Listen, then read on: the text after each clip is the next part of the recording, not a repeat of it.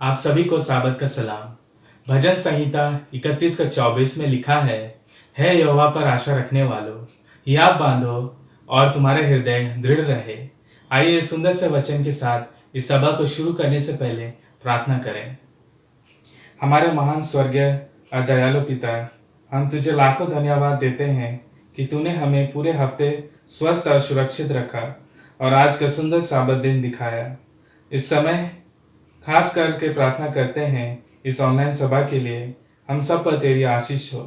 पिता परमेश्वर, हम प्रार्थना करते हैं हमारे मसीह भाई बहनों के लिए जो अलग अलग जगह में तेरी आराधना कर रहे हैं। हम खुद को और आज की सभा में भाग लेने वाले सभी प्रियजनों को तेरे हाथों में सौंपते हैं। सभी दुखित, बीमार, लाचार पर अपनी महिमा और कृपा बरसा। और क्या मांगे पिता, हमारे बिन मांगे सब देता है। हमारे पाप गुनाहों को क्षमा कर और इस छोटी सी विनती को पिता परमेश्वर यीशु के नाम से मांगते हैं, आमीन। कैसे मैं तेरी महिमा गाऊं, शब्द भी कम पड़ जाऊं।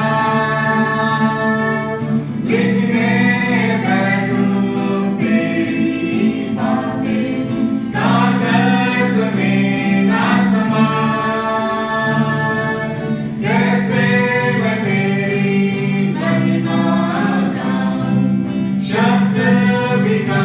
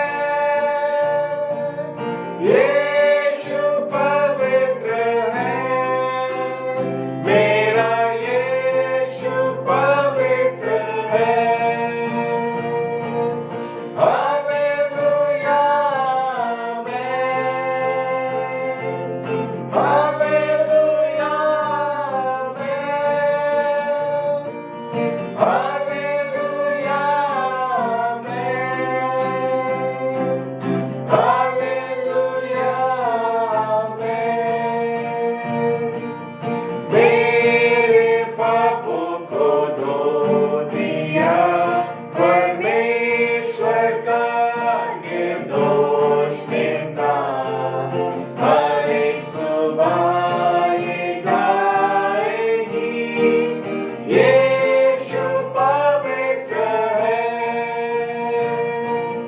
यीशु पवित्र है, यीशु पवित्र है, यीशु पवित्र है, मेरा यीशु पवित्र है। Hallelujah amen, hallelujah amen, hallelujah amen, hallelujah amen. स्वर्गदूत और सारी सृष्टि पुकारते एक ही नाम को, हर एक जुबान ये गाएगी, यीशु पवित्र है, यीशु पवित्र है, यीशु पवित्र है, यीशु पवित्र है, मेरा यीशु पवित्र है। Hallelujah amen, hallelujah amen, hallelujah amen, hallelujah amen.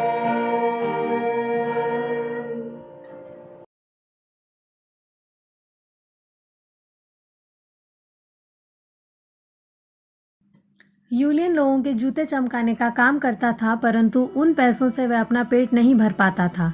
प्रतिदिन यूलियन निकोसिया साइप्रस की एक व्यस्त सड़क के किनारे बैठकर अपना कार्य करता था। उसकी अधिकतर कमाई शराब और धूम्रपान पर खर्च हुआ करती थी।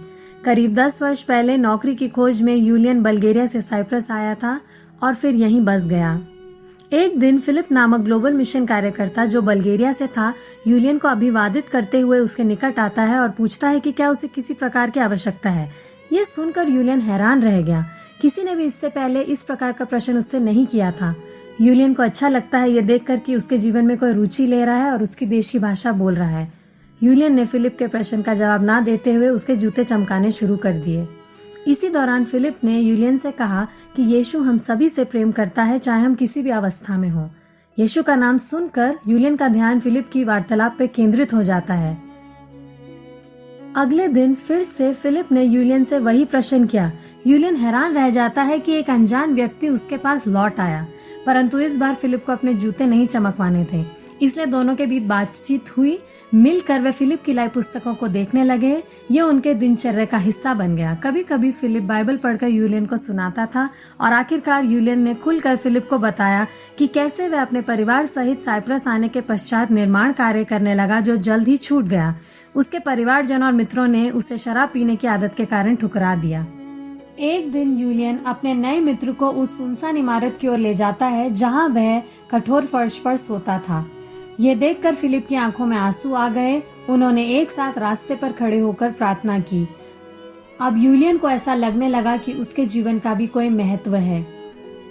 इस मोड़ पर यूलियन ने अपना जीवन मसीही को समर्पित कर दिया। हालांकि 35 साल से यूलियन धूम्रपान और शराब का सेवन करता आ रहा था, उसने उसी दिन प्रण लिया कि वह ये सब बुरी आदतें छोड़ देगा। इसके बाद यूलियन के परिवार ने उसका घर में स्वागत कर लिया। अब यूलियन हर इंसान को मसीही के प्रेम के बारे में बताता है। फिलिप नियमित तौर पर बल्गेरिया में बाइबल अध्ययन अपनी भाषा में करवाते हैं। 3 साल की सेवा के दौरान फिलिप के माध्यम से 8 लोगों का बपतिस्मा हुआ है। यह बहुत बड़ी उपलब्धि है बल्गेरिया जैसे देश में, जहां 1 मिलियन आबादी में एडवेंटिस्ट कलीसिया के केवल 100 सदस्य हैं। फिलिप अपना अधिकतम समय लोगों से मिलने जुलने और उनकी आवश्यकताएं जानने में लगाता है। कृपया फिलिप जैसे मसीही सेवकों के लिए प्रार्थना करते रहें, जो अपने समुदायों में आशा का संदेश फैलाते हैं। ग्लोबल मिशन का समर्थन करने के लिए आपका धन्यवाद।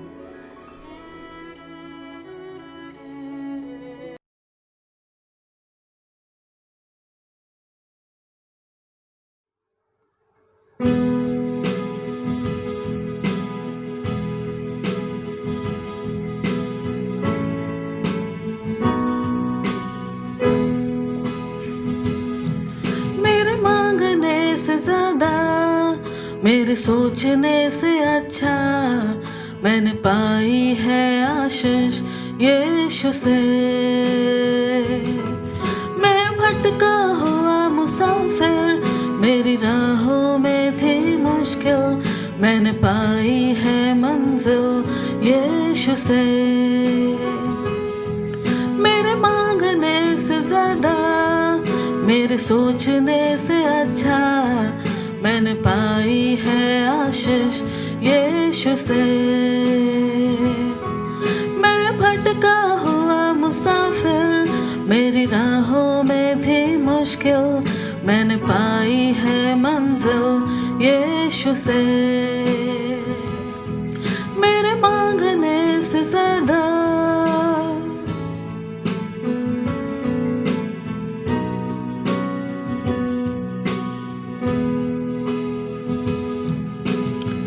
गैरों ने छोड़ा, अपनों ने भी ठुकराया, वीरान थी जिंदगी, आंखों में आंसू, तन्हाइयों की रातें, मुश्किल में थी जिंदगी। तूने अपना लहू बहाया, गुनाहों को मेरे धोया, मैंने पाई है माफी यीशु से। मैं भटका हुआ मुसाफिर, मेरी राहों में थी मुश्किल, मैंने पाई है मंजिल यीशु से। मेरे मांगने से ज्यादा,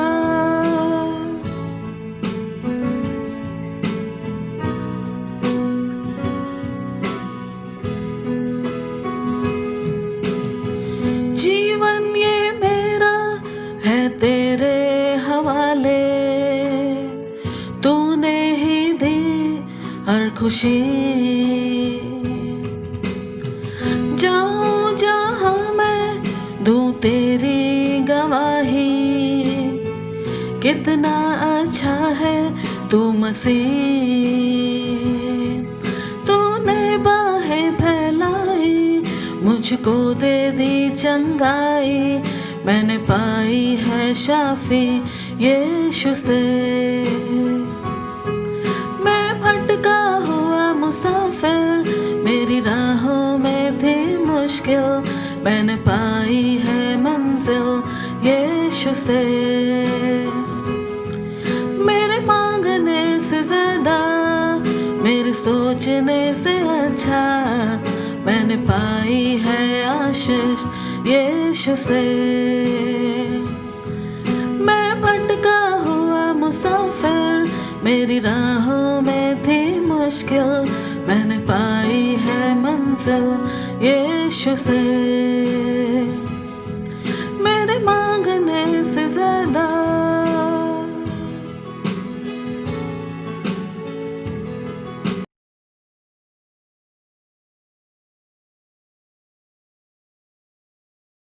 आप सभी दर्शकों का स्वागत करना चाहती हूँ आप आज के हमारे सब स्कूल पाठ के अध्ययन में।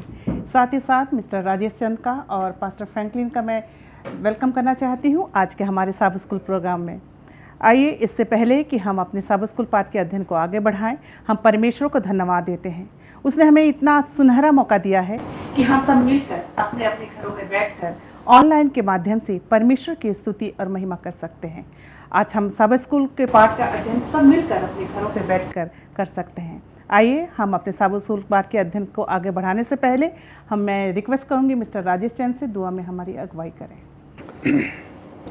हे हमारे पवित्र परमेश्वर, हम तेरा धन्यवाद करते हैं इस सुंदर समय के लिए जो तूने हमें दिया है कि हम यहाँ पर आके सब स्कूल लेसन का अध्ययन कर सकते हैं प्रभु। और जब हम आज के अध्ययन में जाते हैं तो हमें बहुत सामर्थ्य, शक्ति और बुद्धि दे ताकि हम इस पाठ को अच्छी तरह से समझ सकें और जो कुछ भी हम आज यहाँ से सीखते हैं, इस पाठ से सीखते हैं, उसका हम अनुसरण कर सकें और अपने जीवन को एक अच्छा और बेहतर जीवन बना सकें।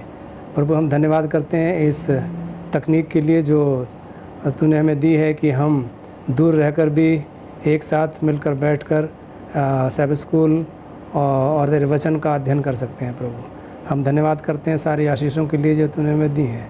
अभी छोटी विनती प्रभु यीशु मसीह के नाम से मांगते हैं, दया से सुना ग्रहण कर। आमीन। जैसा कि हम सब जानते हैं कि हम 11 पार्ट में हैं आज, और आज जिस विषय पर हम चर्चा करेंगे उसका शीर्षक है यीशु की कहानी को साझा करना। आइए आप मेरे साथ याद वचन के लिए निकालिए पहला यूहन्ना उसका 5वां अध्याय और उसका 13वां पद। यहाँ इस प्रकार से लिखा है, मैंने तुम्हें जो परमेश्वर के पुत्र के नाम पर विश्वास करते हो इसलिए लिखा है कि तुम जानो कि अनंत जीवन तुम्हारा है। परमेश्वर अपने पढ़े वचन पर आशीष दे। अजीज़ों, जैसा कि हम सब जानते हैं, हमने पिछले कुछ सप्ताह में यह पढ़ा कि जीवन के बदले हुए जीवन की गवाही कर सुसमाचार में कोई दूसरी गवाही हो ही नहीं सकती। लोग धर्मशास्त्र पर आपके बहस कर सकते हैं, आपके सिद्धांतों पे बहस कर सकते हैं, आपके शास्त्रों के ज्ञान पे सवाल उठा सकते हैं, लेकिन आपके बदले हुए जीवन की गवाही पर कोई सवाल नहीं उठा सकता। हमारी बदले हुए जीवन की गवाही इस बात को दर्शाती है कि हम प्रभु यीशु मसीह को कैसे जानते हैं, हम प्रभु यीशु मसीह को कहाँ तक जानते हैं, प्रभु यीशु मसीह ने हमारे जीवन में कितने बड़े बड़े उपकार किए, हम कहाँ थे और आज कहाँ हैं। इन सब बातों को और अच्छे से समझने के लिए आइए हम चलते हैं मिस्टर राजेश चंद के पास और पास्टर फ्रैंकलिन के पास। अब हम रविवार के पाठ में हैं। रविवार का पाठ जिसका शीर्षक है यीशु हमारी गवाही का आधार। आइए इस रविवार के पाठ को ध्यान पे रखते हुए पास्टर फ्रैंकलिन, मैं आपसे जानना चाहती हूँ कि जब हम प्रभु यीशु मसीह को स्वीकार कर लेते हैं तो हमारा जीवन का क्या होता है? धन्यवाद देते इस अच्छे प्रश्न के लिए। और यहाँ पर हम देखते हैं कि हम सब के जीवन में परमेश्वर ने कोई न कोई अद्भुत काम किया है। अगर मैं और आप अपने जीवन को अगर हम उसके पन्ने पलटकर हम देखें हैं, हम कहाँ पर थे और आज हम कहाँ पर है, कोई भी व्यक्ति ये नहीं कह सकता है कि परमेश्वर ने हमारे आपके जीवन में कोई न कोई अद्भुत काम नहीं किया है। और हम यहाँ पर देखते हैं कि संत पौलुस जो है इफिसियों की पत्री उसका 2 अध्याय और उसकी पहली आयत से लेकर 10वीं आयत तक, यहाँ पर संत पौलुस मनुष्य की जो है बड़ी दयनीय दशा के बारे में जो है वो जिक्र कर रहा है। और वो यहाँ पर बताता है कि मसीह को ग्रहण करने से पहले जो है वो हमारी और आपकी दशा जो है वो क्या थी, और आज मसीह को ग्रहण करने के बाद हमारी और आपकी दशा जो है वो क्या है। और हम यहाँ पर देखते हैं कि संत पौलुस बार बार इस बात को दोहरा रहे हैं कि जब हम संसार में थे, संसारिकता में थे, संसारिक जीवन यापन करते थे, पाप में, गुनाह में, उन सब बातों में जो है वो जीवन व्यतीत किया करते थे। हमारे अंदर में जो है वो अपराध था, हमारे अंदर में वो पाप था, शरीर की अभिलाषाओं के हम जो है वो दास या गुलाम बने हुए थे। क्रोध, लालच, ईर्ष्या, जलन, ये सारी चीज़ें जो है वो हमारे अंदर में पाई जाती थी। और हम यहाँ पर देखते हैं कि ये सारी बातें जो हैं हमें संसार के तरफ आकर्षित किया करती थी, संसार के तरफ जो है वो लेकर जाया करती थी। और हम यहाँ पर देखते हैं कि प्रभु यीशु मसीह को ये सब कुछ अच्छा नहीं लगा, इसलिए प्रभु यीशु मसीह ने क्या किया, हमारे और आपके पापों के लिए जो है उस क्रूस पर जो है वो बलिदान कर दिया। हमारी उस दयनीय दशा को देखकर यीशु मसीह ने क्या किया, वो अपना अनुग्रह जो है वो हमें और आपको दे दिया। और अब हम देखते हैं कि उसकी दया, उसके अनुग्रह के द्वारा हमें जो है क्या मिल गया, एक नया जीवन जो है वो मिल गया। और जब हम यीशु मसीह को ग्रहण कर लेते हैं, यीशु मसीह को स्वीकार कर लेते हैं, तो हमारे जीवन में एक बहुत बड़ा बदलाव, एक बहुत बड़ा परिवर्तन, एक बहुत बड़ा जो है, एक बहुत बड़ी बेदारी जो है वो आ जाती है। हमारा जो पुराना मनुष्य तत्व जो है वो पूरी तरीके से बदल जाता है। और हम इस क्वार्टर में, इस त्रिमास में बात कर रहे हैं साक्षी के बारे में, गवाही के बारे में। और जब लोग हमें देखते हैं कि अरे पहले तो ये व्यक्ति ऐसा था और अब ये व्यक्ति जो है वो ऐसा है, पहले इस व्यक्ति में ये तमाम जो है वो कमियां थी और अब जो है इस व्यक्ति में क्या है, तमाम जो है वो अच्छाई आ गई है। और यीशु मसीह के उस दया और उस अनुग्रह के कारण जो है मेरे और आपका जीवन बिल्कुल भी जो है वो बदल जाता है और लोग हमें एक नए रूप में क्या करते हैं अब वो देख सकते हैं। और हम यहाँ पर देखते हैं कि हम कहाँ पर थे और यीशु मसीह ने मुझे और आपको क्या किया, एक ऐसा स्थान दे दिया है, जहाँ पर कि हम यीशु मसीह के साथ बैठ सकते हैं।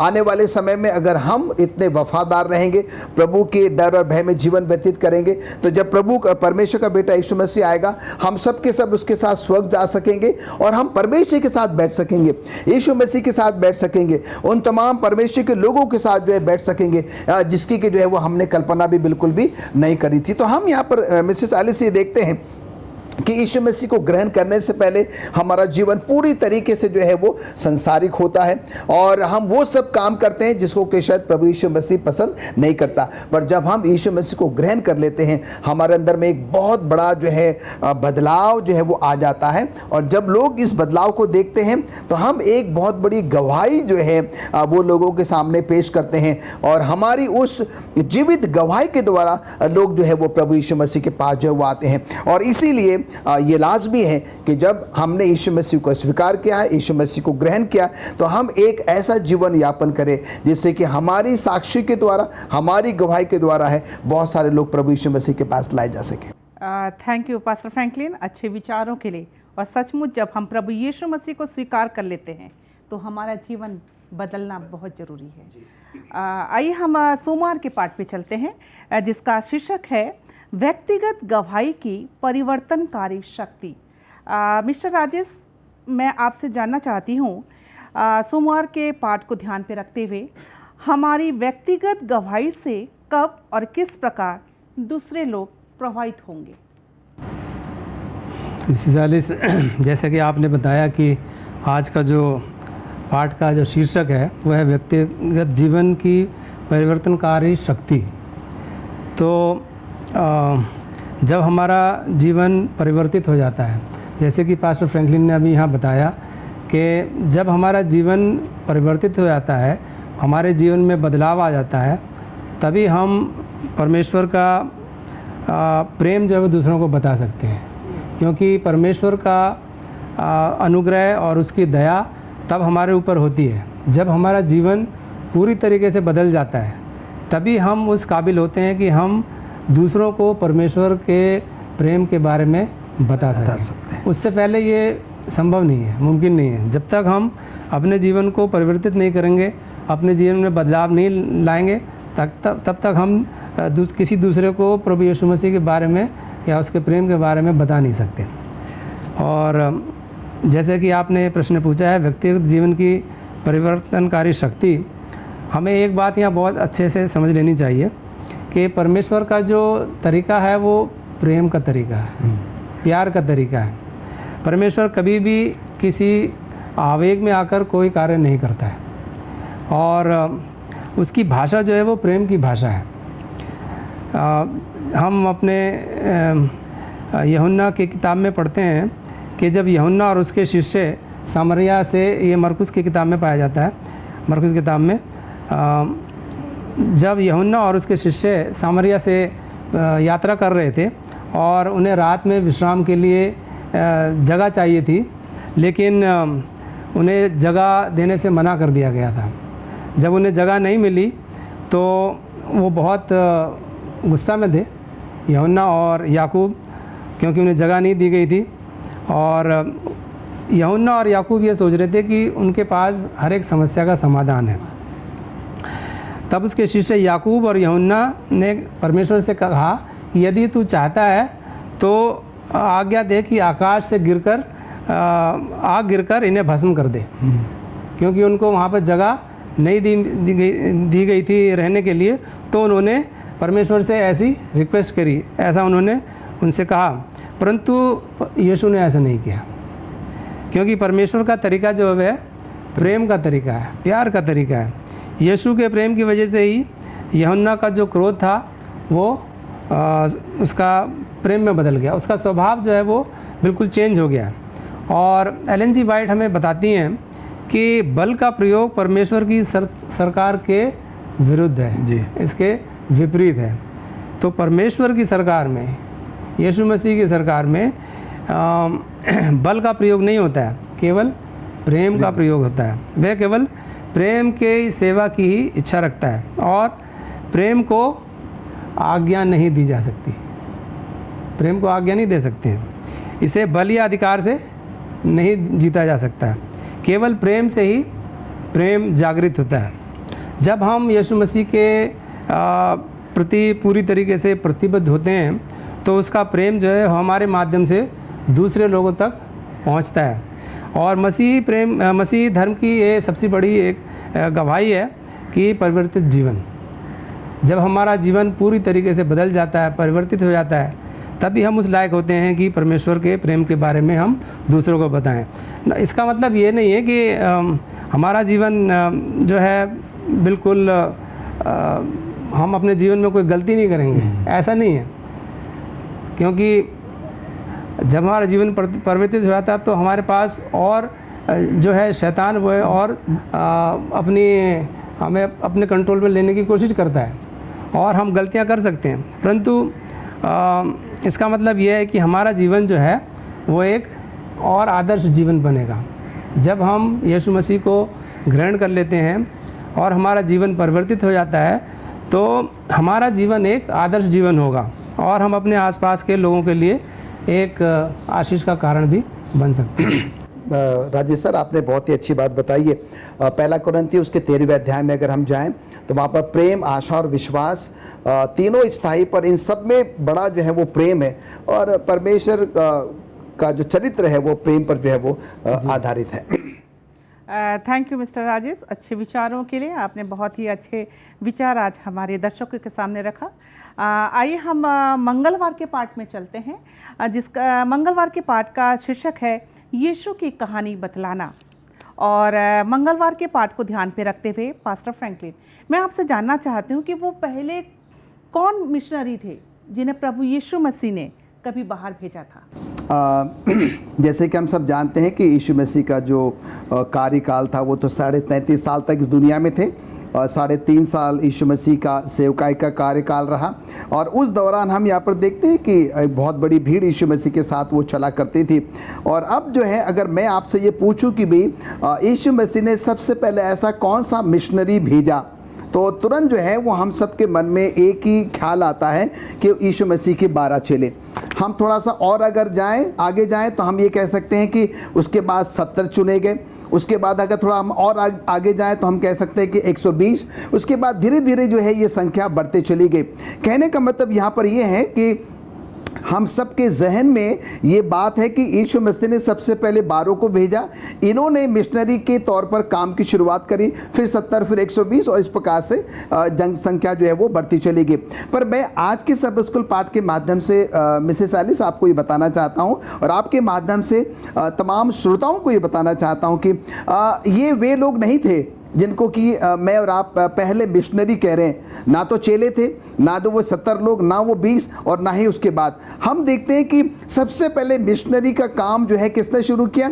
वे लोग जो कि यीशु मसीह के पास आते थे, पागल हैं, अंधे हैं, लंगड़े हैं, लूले हैं, दुष्ट आत्माओं से ग्रसित हैं और ना जाने ऐसे बहुत सारी कमियां लेकर जो है या तो वे व्यक्तिगत रूप से या तो वो पारिवारिक रूप से या फिर वो सामाजिक रूप से कोई उनको यीशु मसीह के पास लेकर आया करते थे और यीशु मसीह उनको जो है वो चंगा कर दिया करते थे।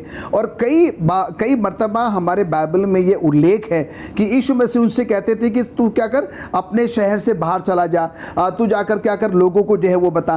तो ये वे लोग हैं मिसेस एलिस जिन्होंने कि पहले मिशनरी काम को शुरुआत करी या शुरू किया।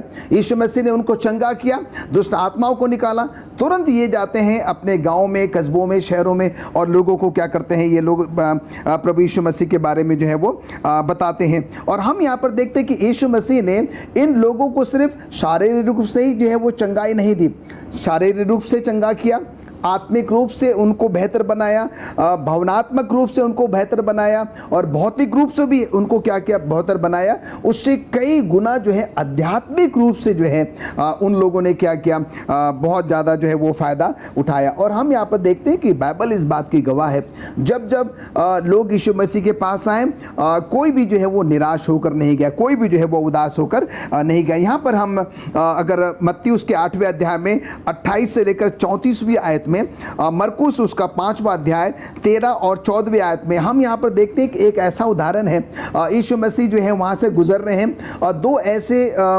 व्यक्ति हैं जो कि कब्रिस्तान में रहा करते थे कब्रों में रहा करते थे, चीखे चिल्लाया करते थे, उनको दुष्ट आत्माओं ने जो है वो जकड़ रखा हुआ था। और बाइबल बताती थी कम से कम जो है जब यीशु मसीह ने पूछा कि तुम्हारा नाम क्या है, वो कहते कि हमारा नाम सेना है। और हम उनके अंदर में बताया जाता है कम से कम 2000 दुष्ट आत्माएँ जो है वो पाई जाती हैं। और हम यहाँ पर देखते हैं कि यीशु मसीह जो है वो यीशु मसीह से कहते हैं कि हे परम प्रधान के पुत्र, तुझे हमसे क्या काम है, तू हमें क्यों समय से पहले जो है वो सताने आया है, या हमें जो है वो मारने या बर्बाद जो है वो करने आया है। और हम यहाँ पर देखते हैं कि कुछ दूर में जो है सुअरों का जो है एक बहुत बड़ा झुंड था। और हम देखते हैं कि उनको जो है वे स्वयं कहती हैं, दुष्ट आत्माएं स्वयं कहती हैं कि तू क्या कर, हमें जो है अगर मारना ही चाहता है तो वो जो सुअर हैं तो हमें क्या कर उसमें भेज दे। और कहानी बताती है कि उन दुष्ट आत्माओं को जो है वो सुअरों में भेज दिया गया और वो पानी में जाकर क्या हो जाती है, वो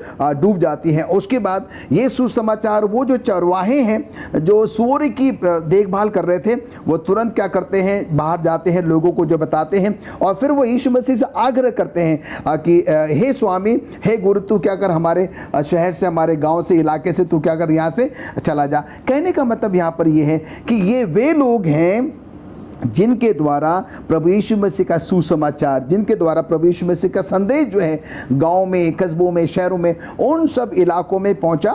इससे पहले के जो है यीशु मसीह के शिष्य जो है प्रभु यीशु मसीह के सुसमाचार लोगों को क्या करते हैं, वो पहुंचाते हैं। और हम यहाँ पर देखते हैं कि सचमुच में ये जो साक्षी, जो गवाही है, लोगों को प्रभु यीशु मसीह के पास जो है वो लेकर आती है। थैंक यू पास्टर फ्रैंकलिन, अच्छे विचारों के लिए। और आज आपने हमें बताया कि वो पहले मिशनरी कौन थे जिन्हें प्रभु यीशु मसीह ने कभी बाहर भेजा था। आइए हम बुधवार के पाठ में चलेंगे। और बुधवार के पाठ का शीर्षक है आश्वासन के साथ गवाही। और बुधवार के पाठ को ध्यान पे रखते हुए मिस्टर राजेश, मैं जानना चाहती हूँ आपसे कि शाश्वत जीवन का कौन सा आश्वासन पवित्र शास्त्र हमें बताता है और हम किस प्रकार से उसे प्राप्त कर सकते हैं। जी, जैसे आपने शीर्षक बताया आश्वासन के साथ गवाही, तो इसके लिए मैं यूहन्ना 5:11 से 13, इब्रानियों 10:19 से 22 और पहला कुरिन्थियंस 15:1 और 2, वहाँ पर इस बात का उल्लेख किया गया है। यदि हमारे पास यीशु में उद्धार का व्यक्तिगत आश्वासन नहीं है, यदि हमारे पास पर्सनल आश्वासन या एश्योरेंस नहीं है, तो हम इसे और किसी के साथ साझा नहीं कर सकते हैं। ये असंभव है कि हम परमेश्वर के प्रेम को और उसके उद्धार की जो योजना है उसको हम दूसरों के साथ साझा नहीं कर सकते। ये असंभव बात है, क्योंकि जो हमारे पास नहीं है वो हम दूसरे को कैसे दे सकते हैं? हम दूसरे को दे ही नहीं सकते। यदि हम हमेशा इस असमंजस में या अनिश्चितता की स्थिति में रहते हैं कि क्या कभी हम बचाए जा सकेंगे या नहीं, तो मैं चाहता हूं कि हमारे सारे दर्शक और हम सब ये यशाया की किताब और उसका 45वां अध्याय और उसके 22वें पद को ज़रूर पढ़ें। ये यहाँ पर लिखा है कि तुम मेरी ओर फिरो और उद्धार पाओ, क्योंकि मैं ही ईश्वर हूँ और दूसरा कोई नहीं। तो हमें परमेश्वर की तरफ फिरने की ज़रूरत है। तब हमारे मनों में ये असमंजसता नहीं बनी रहेगी, ये अनिश्चितता नहीं बनी रहेगी कि हम बचाए जाएंगे या नहीं। क्योंकि यदि हम परमेश्वर की तरफ फिर चुके हैं और हमने उसके जो उद्धार की योजना है और उसका आश्वासन हमारे मनों में है, तो हम कभी भी ये सवाल नहीं करेंगे। परमेश्वर चाहता है कि हम में से हर एक कोई उद्धार पाए। परमेश्वर ये उसकी योजना है कि कोई भी नष्ट ना हो। जिस प्रकार से हम अपने पवित्र शास्त्र में पढ़ते हैं कि परमेश्वर की योजना है और वो चाहता है कि हम में से कोई भी बर्बाद ना हो और सारे बचाए जाएं। वह हमें ये अनुभव देने के लिए तरसता है। परमेश्वर जो है हमें उद्धार का आश्वासन देने के लिए तरसता है। जैसा कि पौलुस रोमियो की किताब उसके 5वें अध्याय में कहता है, वहाँ पर इस तरीके से लिखा है, अतः जब हम विश्वास में धर्मी ठहरे तो अपने प्रभु यीशु मसीह के द्वारा परमेश्वर के साथ मेल रखें।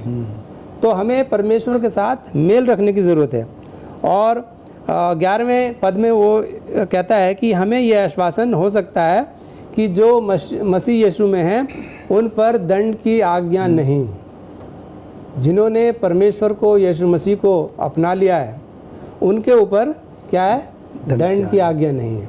और प्रेरित यूहन्ना इस बात की पुष्टि भी करता है, जिसके पास पुत्र है उसके पास जीवन है। यूहन्ना बोलता है कि जिसके पास पुत्र है उसके पास जीवन है, और जिसके पास परमेश्वर का पुत्र नहीं है उसके पास जीवन भी नहीं। यदि विश्वास के द्वारा हमने परमेश्वर को, यीशु मसीह को स्वीकारा है और वो हमारे हृदय में पवित्र आत्मा के माध्यम से रहता है, तो अनंत जीवन का जो उपहार है वो हमारा हो सकता है, वो हमारा है।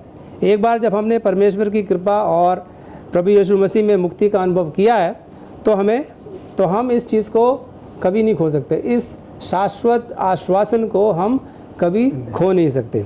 और मैं यहाँ एक बात और बताना चाहता हूँ कि हमारे पास परमेश्वर से दूर जाने का स्वतंत्र विकल्प है। परमेश्वर ने शुरू से ही मानव जाति को, मनुष्य को पावर ऑफ चॉइस दी है। हम चुन सकते हैं। तो हमारे पास ये चुनाव है कि हम परमेश्वर से दूर जाएं या परमेश्वर के पास रहें। तो यदि हमने परमेश्वर के प्रेम का अनुभव किया है तो हम इस दूसरे विकल्प को कभी नहीं चुनेंगे। उससे हम दूर जाने की कभी ना बात करेंगे ना हम सोचेंगे। थैंक यू मिस्टर राजेश, अच्छे विचारों के लिए। और सचमुच यदि हमें उद्धार पाना है तो अजीज़ों हमें परमेश्वर की ओर फिरने की ज़रूरत है। आइए हम गुरुवार के पाठ में चलेंगे। गुरुवार के पाठ का शीर्षक है कुछ गवाही के योग्य। और गुरुवार के पाठ को ध्यान पे रखते हुए पास्टर फ्रैंकलिन, मैं आपसे जानना चाहती हूँ कि मसीह के खातिर आपको किस तरह के बलिदान देने के लिए बुलाया गया है? बहुत ही अच्छा प्रश्न है, और ये प्रश्न जो है हम सब इस प्रश्न से बड़े वाकिफ़ हैं। और वो इसलिए क्योंकि हम सब जानते हैं कि यीशु मसीह ने जो है हम सब के पापों के लिए अपने आप को क्रूस पर जो है वो बलिदान कर दिया। इससे पहले कि मैं आज के सब स्कूल आज के पाठ को मैं आप तक पहुंचाऊं, मैं चाहता हूं कि आप मेरे साथ अपनी बाइबल खोलें।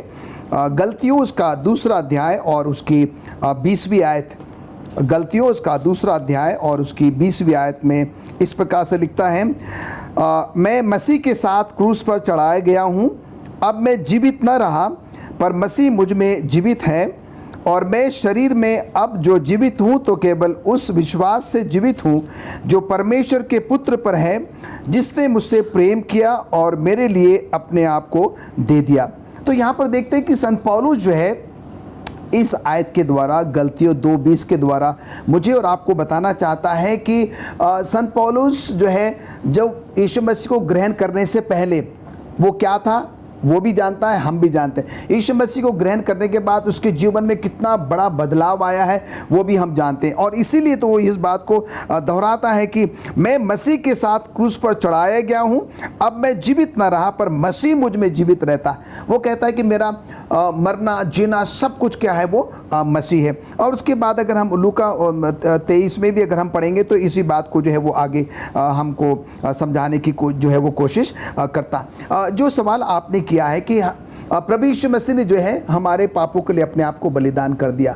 हमें प्रभु यीशु मसीह के लिए क्या बलिदान करने की ज़रूरत है? मैं और आप प्रभु यीशु मसीह के लिए क्या बलिदान कर सकते हैं? आज जो कुछ भी हमारे पास है वो सब कुछ प्रभु यीशु मसीह का ही है। पर यहाँ पर संत पौलुस इन आयतों के द्वारा मुझे और आपको समझाने की कोशिश कर रहा है, हमें अगर हम चाहते हैं कि प्रभु यीशु मसीह हमसे प्यार करें, अगर हम चाहते हैं कि प्रभु यीशु मसीह मुझे ग्रहण करे, स्वीकार करे, तो हमें जो है उन बातों को, उन गलत कामों को, उन गलत आदतों को क्या करना होगा? बलिदान करना होगा। और वो कौन कौन सी आदतें? मान लीजिए कि यीशु मसीह को ग्रहण करने से पहले मेरा जीवन जो है वो बहुत ही पाप से भरा हुआ था, उसको मुझे बलिदान करने की ज़रूरत है। मेरे अंदर में गलत आदतें हैं, मुझे उसको बलिदान करने की ज़रूरत है। मेरे अंदर में झूठ बोलना है क्या आदत है, लालच करने की आदत है, और जलन की आदत है, ईर्ष्या की आदत है। वो जितनी जो कमी कमजोरी कमजोरियां जो है वो जो मेरे अंदर में है, जो मुझे यीशु मसीह के पास आने से रोकती है, जो मुझे यीशु मसीह को ग्रहण करने से जो है वो रोकती है, स्वीकार करने से रोकती है, मुझे और आपको क्या करना है? इन सारी चीज़ों को जो है वो बलिदान करने की ज़रूरत है। यीशु मसीह वास्तविक रूप से मुझे और आपको ये नहीं कर रहा है कि हम क्या करें, अपने आप को जाएं और या तो हम क्रूस पर चढ़ाएं या हम अपने आप को बलिदान कर देना। यहाँ पर यीशु मसीह कह रहा है कि कैसे मैं और आप अपने उन तमाम पुराने मनुष्य तत्वों को जो है, तमाम गलत चीज़ों को, बातों को, आदतों को हम क्या कर सकते हैं? उसकी बलि चढ़ा सकते हैं और उसके बाद एक संपूर्ण हृदय से प्रभु यीशु मसीह को क्या हो सकते हैं? हम समर्पित जो है वो हो सकते हैं। और इसीलिए यहाँ पर संत पौलुस तो यही बात बार बार दोहराने की जो है वो कोशिश कर रहा है कि वो कहता है कि अब मेरा मरना, मेरा जीना, सब कुछ क्या है? वो मसीह है। अगर मैं अपनी तमाम गलत आदतों को बलिदान कर दूंगा, तब मैं और आप भी संत पौलुस के समान ये कह सकेंगे कि अब मेरा मरना और जीना सब कुछ क्या है? वो यीशु मसीह पर ही आधारित है। हमने ऐसे बहुत सारे लोगों को देखा है, पढ़ा है, जाना है, जिन लोगों ने क्या किया? अपने आप को यीशु मसीह के लिए बलिदान किया, उस सत्य के लिए, उस विश्वास के लिए जो है वो बलिदान कर दिया। और मैं आपको बताना चाहता हूँ, अपने तमाम श्रोताओं को भी ये बताना चाहता हूँ कि अजीज़ों, अब वो समय ज़्यादा दूर नहीं है कि एक बहुत बड़ी सताहट जो है वो हमारे और आपके ऊपर आने वाली है।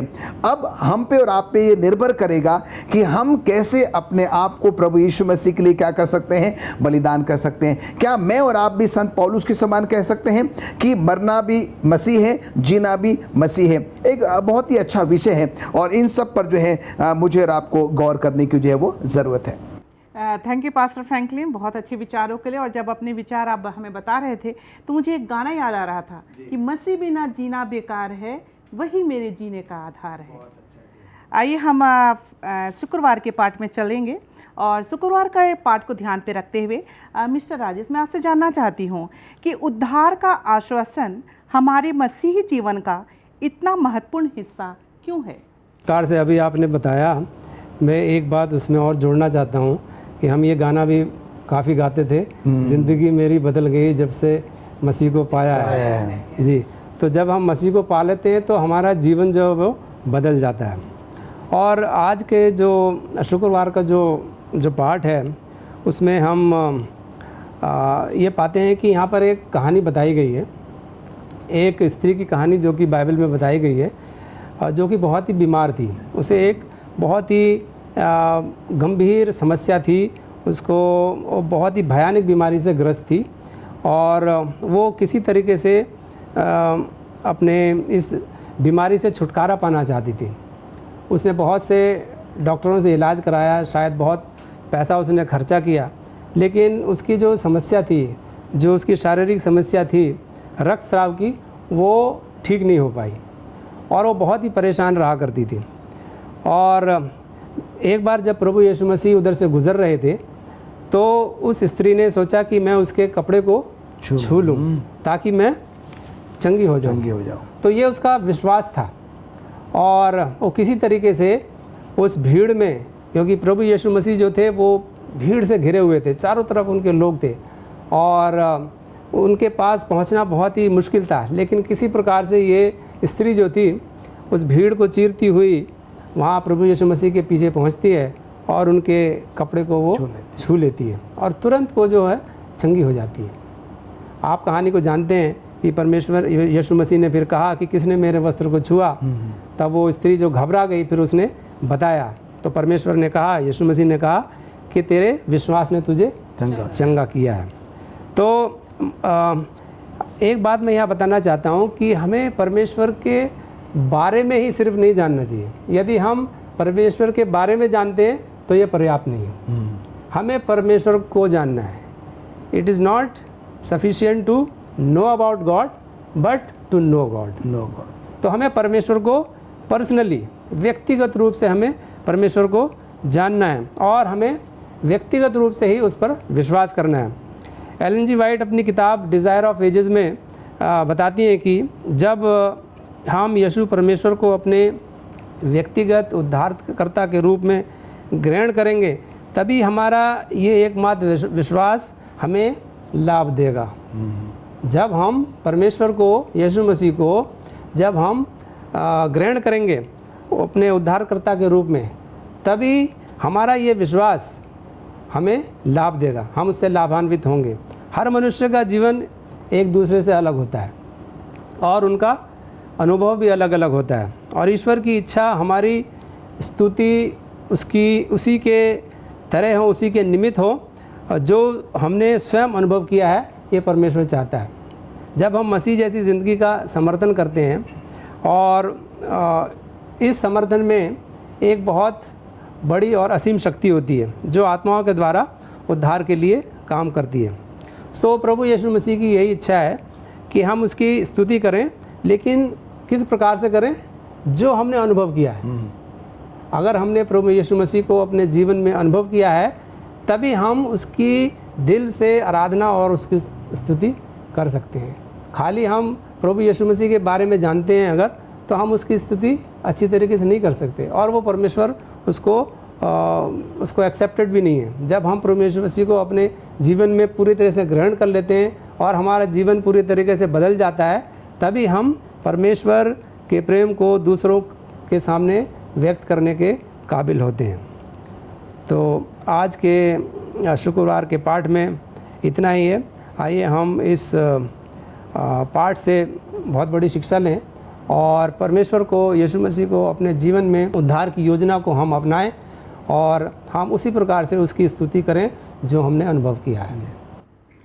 थैंक यू मिस्टर राजेश, बहुत अच्छे विचारों के लिए। और हमने सीखा कि हमें प्रभु यीशु मसीह के बारे में नहीं, बल्कि प्रभु यीशु मसीह को जाना है। अजीज़ों, आज के जो हमारा साबो स्कूल का जो निचोड़ है वो ये है कि हम में से हर एक के साथ प्रभु यीशु मसीह ने कोई ना कोई उपकार जरूर किया है। आइए हम उन उपकारों का एक अकाउंट बना लें, ताकि हम जब जब उसे देखें, परमेश्वर के प्रति हमारा प्रेम और बढ़ता जाए, और साथ ही साथ उस उपकारों को प्रभु यीशु मसीह ने जो हमारी ज़िंदगी में किया है, यदि हमारी ज़िंदगी किसी कारण से कुछ हम खो गए हैं कहीं, और यदि हम वापस प्रभु यीशु मसीह के पास आए हैं, यदि प्रभु यीशु मसीह ने हमारी ज़िंदगी को बदला है, उसे हम अपने तक न रखें, बल्कि दूसरों के साथ साझा करें, ताकि उस हमारे बदले हुए जीवन से लोग प्रभु यीशु मसीह को जान सकें।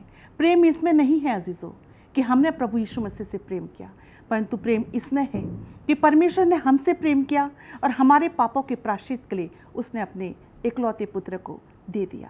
आइए हम परमेश्वर को पहला स्थान दें। आइए हम अपने जीवन के द्वारा परमेश्वर को पहला स्थान देने वाले बने, ताकि प्रभु हमारे जीवन के द्वारा खुश हो सके। समय बहुत कम है अजीज़ों, थोड़ा समय है बाकी, सेवा अभी है काफ़ी। हम रुके नहीं, पीछे मुड़े नहीं, यीशु ही हमारा है साथी। आइए हम मिस्टर राजेश चंद का और पास्टर फ्रैंकलिन का धन्यवाद देना चाहते हैं अच्छे विचारों के लिए जो आज आपने हमारे दर्शकों के सामने रखा। हम अपने सब स्कूल को समाप्त करने के लिए पास्टर फ्रैंकलिन से दरख्वास्त करेंगे कि दुआ में हमारी अगुवाई करें। आइए हम प्रार्थना करें। धन्यवाद देते हैं स्वर्गीय पिता परमेश्वर आज के पवित्र सबत के लिए। धन्यवाद देते हैं आज के अच्छे सबत स्कूल पाठ के अध्ययन के लिए। प्रभु, आज हमने ये सीखा है कि हम कैसे आपकी साक्षी बन सकते हैं, आपके लिए एक गवाही का कारण बन सकते हैं। पिता परमेश्वर, आपने हमारे व्यक्तिगत जीवन में, हमारे पारिवारिक जीवन में, हमारे कलीसिया जीवन में बहुत अद्भुत रीति से काम किया है। पर प्रभु, कई बार जो है हम उन अच्छाइयों के बारे में, उन अद्भुत कार्यों के बारे में जो आपने हम सब की ज़िंदगियों में किया है, हम उसको लोगों तक बताने में प्रभु असमर्थ हो जाते हैं। प्रभु, आज हमने ये सीखा है कि जो कुछ भी अद्भुत रीति से आपने हमारे जीवनों में काम किया है, हम उसको अपने तक ही ना रखें, पर हम दूसरों को बताने वाले बन सकें। हमारा सोचना, विचारना, हमारी बातचीत, हमारा व्यवहार, हमारा रहन सहन, सब कुछ प्रभु इस प्रकार से बदला हुआ हो कि जब लोग हमको देखें प्रभु, आपके नाम की महिमा स्तुति कर सकें और उनका भी प्रभु जीवन बदला जा सके। पुनः प्रभु, आज के इस अच्छे सब स्कूल पाठ के लिए हम आपका धन्यवाद देते हैं कि आपने आज के सब स्कूल पाठ से हमको बहुत कुछ सिखाया है। हम सबके पाप और गुनाहों को प्रभु आप माफ़ करें। प्रभु यीशु मसीह के नाम से मांगते हैं, आमीन।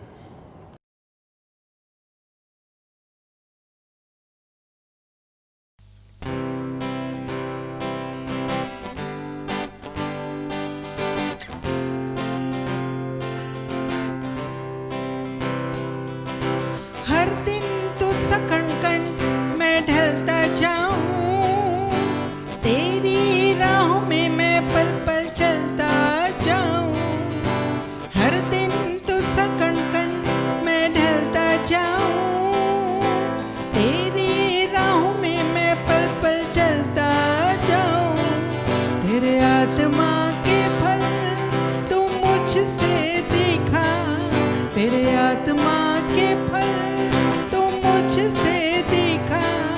प्रेम आनंद में धीरज तेरा संयम और कृपा, प्रेम आनंद में धीरज तेरा संयम और कृपा, भलाई विश्वास नम्रता, भलाई विश्वास नम्रता।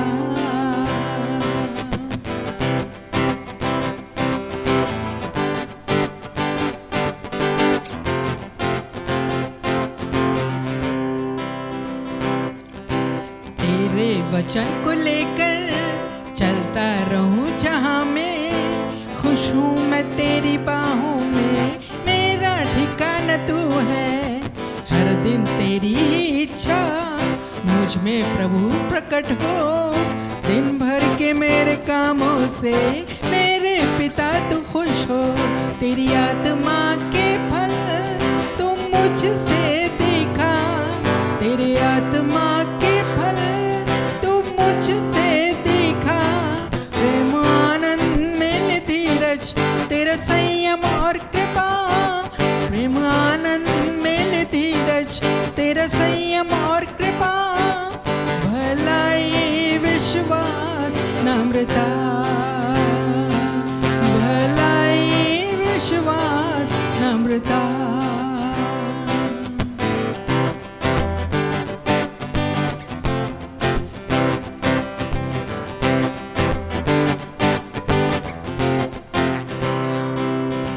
तेरे जो पास आया भरपूरी है वो पाया, आशीषों का सोता उसमें है उमड़ता, बीमार होते चंगे दुर्बलताएं जाती, तेरे नाम से प्रभु जी मुर्दों में जान आती, आत्मा के फल तुम मुझसे दिखा, तेरे आत्मा के फल तुम मुझसे दिखा, प्रेम आनंद में धीरज तेरा संयम और कृपा, प्रेम आनंद में धीरज तेरा संयम और कृपा, भलाई विश्वास नम्रता, भलाई विश्वास नम्रता।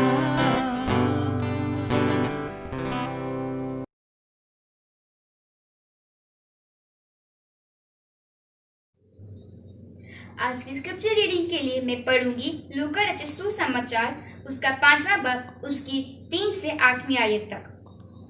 उन नावों में से एक पर जो शमौन की थी चढ़कर उसने उससे विनती की कि किनारे से थोड़ा हटा ले चले। तब वे बैठकर लोगों को नाव पर से उपदेश देने लगा। जब वे बातें कर चुका तो शमौन से कहा, गहरे में ले चल और मछलियां पकड़ने के लिए अपने जाल डालो। तब शमौन ने उसको उत्तर दिया, हे स्वामी, हमने सारी रात मेहनत की और कुछ ना पकड़ा, तो भी तेरे कहने से जाल डालूंगा। जब उन्होंने ऐसा किया तो बहुत मछलियां घेर आए और उनके जाल फटने लगे।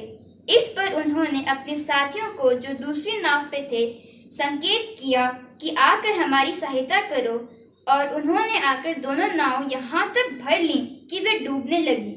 ये देखकर शमौन पतरस ने यीशु के पांव पर गिरकर कहा, हे प्रभु, मेरे पास से चला जा, क्योंकि मैं पापी मनुष्य हूँ। परमेश्वर हम अपने वचन के पढ़े और सुने जाने पे आशीष दे। आज की स्क्रिप्चर रीडिंग में जो आपने पढ़ा वो कहानी बहुत जानी मानी है। शमौन पतरस और उसके साथी रात भर मछली पकड़ने की कड़ी मेहनत करते रहे, पर उनके हाथ कुछ भी ना लगा। यीशु मसीह वहाँ पर सुबह सुबह प्रचार कर रहे थे और बहुत भीड़ जो थी उनका वचन सुनने आ गई, और यीशु मसीह इसलिए पतरस की नाव में चढ़कर प्रचार करते हैं। यीशु मसीह जब पतरस की नाव पर चढ़ते हैं तो वो उससे कहते हैं किनारे से थोड़ा हटा ले, और फिर जब प्रचार ख़त्म कर लेते हैं तब शमौन से कहते हैं थोड़ा गहरे में ले चल और मछली पकड़ने के लिए जाल डाल। यहाँ पर इस वाक्य में मैं आपके साथ आपका दो तीन बातों पर ध्यान केंद्रित करना चाहती हूँ। सबसे पहले जब यीशु मसीह प्रचार करने के लिए पतरस की नाव पर चढ़ते हैं तो वो पतरस को कहते हैं थोड़ा किनारे से हटा ले। दूसरी बात, किनारे पर बहुत सारी एक भीड़ जो है ऑडियंस के रूप में जमा है। तीसरी बात, जब यीशु मसीह प्रचार करना ख़त्म कर देते हैं तब वो पतरस से एक और बात कहते हैं, थोड़ा गहरे में ले चल। ये हमारी जो पूरे 3 बातें मैंने आपसे शेयर करी, इसमें हमारी पूरी मसीही जीवन की यात्रा, हमारी क्रिश्चियन जर्नी ऐसा लगता है समाहित है। और इसीलिए आज जिस बात पे मैं आपसे गुफ्तगू करना चाहती हूँ उसका शीर्षक मैंने रखा है गहरे में ले चल, अ क्रिश्चियन जर्नी। आज थोड़ा सा वक्त चलिए बिताते हैं अपने जीवन को दोबारा पलट कर देखने में, ताकि हम पहचान सकें, हम जान सकें कि हम हमारे मसीही यात्रा के जीवन की इस यात्रा में कहाँ पर हैं। अक्सर हमारी जो पहला स्टेज है, अक्सर हमारी जो जर्नी है वो कहाँ से शुरू होती है? उस भीड़ की तरह शुरू होती है जो किनारे पर खड़ी होकर यीशु मसीह के वचन को सुन रही थी। उस भीड़ में भी 2 प्रकार के लोग थे, लिसनर्स एंड हियरर्स। दोनों में फ़र्क होता है। हियरिंग, सुनना, हमारे कान का बेसिक फंक्शन है। अभी अगर मैं आपसे बात कर रही हूँ और आपके पीछे बैकग्राउंड में जो आवाज़ें आ रही हैं, चाहे वो हवा की हो, चाहे वो पंखे की हो, चाहे वो चिड़ियों की चहचहाहट हो, चाहे किसी गाड़ी के जाने की हो या आपके मोबाइल के बजने की हो, ये सारी आवाज़ें जो हैं हम क्या करते हैं? अपने कानों से सुनते हैं। लेकिन हमारे ब्रेन तक कौन सी चीज़ जाती है जिस पर हम ध्यान लगाते हैं? अर्थात वो लिसनिंग में बदल जाती है, हमारी हियरिंग लिसनिंग में बदल जाती है। अतः मेरा कहने का मतलब ये है कि लिसनिंग वो लोग करते हैं जो ध्यान से किसी चीज़ को सुनते हैं। जब हम कॉन्शियसली अपना ध्यान एकाग्र करके एकचित होकर किसी चीज़ को सुनते हैं, वो लिसनिंग कहलाती है, क्योंकि वहाँ से हमारी ब्रेन के पास सिग्नल जाता है और हमारी जो ब्रेन है वो क्या करती है? वो हमारे शब्दों जो हमारे कानों में पड़ रहे हैं उन शब्दों और वाक्यों को मीनिंग, अर्थ में बदलती रहती है और हमें फिर वो बात समझ आती है। उस भीड़ में बहुत से जो लोग थे, कुछ शायद हियरर्स ही थे, यहूदा इस्करियोती की तरह, जो यीशु मसीह की बातें दिन रात सुनता था पर उसके मन में कोई चेंज नहीं आया। उस भीड़ में ऐसे लोग थे जो शायद दिन रात हर दिन यीशु मसीह की बातें सुनने आते थे, उसके कामों को देखने आते थे, लेकिन जब वो घर लौटते थे तो उनके मनों में से वो जो शब्द थे, उनको चिड़ियाएँ जो थी क्या करती थी? चुग जाती थी और वे फिर अपने निजी जीवन में मसरूफ़ हो जाते थे और यीशु मसीह की बातों को भूल जाते थे। लेकिन उनमें से कुछ ऐसे थे जो लिसनर्स थे, निकोदेमस की तरह, या यीशु मसीह के जो अर्ली डिसाइपल्स थे उनकी तरह, पतरस, अंद्रयास, फिलिप्पुस, नतनिएल या याकूब, यूहन्ना, इनकी तरह शायद थे, जो यीशु मसीह की बातों को सुनते और उन पर गौर करते और धीरे धीरे उसकी ओर खिंचे चले आते। ये हमारी पहली स्टेज होती है हमारी मसीही जीवन की, जब हम यात्रा शुरू करते हैं कि वचन के जब कुछ शब्द हमारे मन में, हमारे कानों में पड़ते हैं और वो हमारे मन तक पहुंचते हैं, हमारे मन को छूते हैं, तो वहाँ से एक परिवर्तन जो है, एक परिवर्तन की लहर हमारे अंदर क्या होती है? स्टार्ट हो जाती है, जो जब तक हमें पूरी तरह चेंज ना कर दे ख़त्म नहीं होती। आगे चलते हैं। जब हम देखते हैं यीशु मसीह प्रचार कर रहे थे तो वो क्या कहते हैं? यीशु मसीह कहते हैं पतरस से, थोड़ा किनारे से हटा ले।